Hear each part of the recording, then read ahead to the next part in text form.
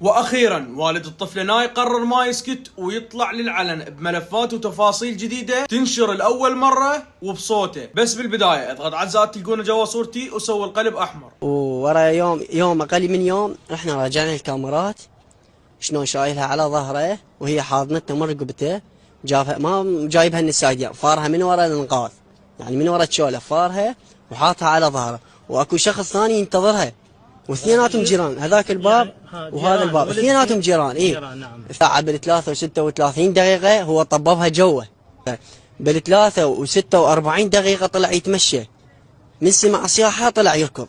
طبعا الحلاق ايش قايل له؟ فد يمكن 20 دقيقه هو يم الحلاق، قال لك بنيها غرقانه هنا. الحلاق ساله قال له منين تعرف هاي البنيه؟ قال له والله ما ادري بس شفتها بالمسبح جاي تغرق، حتى يغطي على جرينته.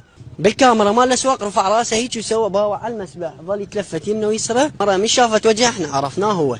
يعني هسه المجرمين اثنيناتهم بالتوقيف لزموا اول واحد، لزموا واحد من لزموا هذا ابن ذولا، هذاك اعترف على الثاني.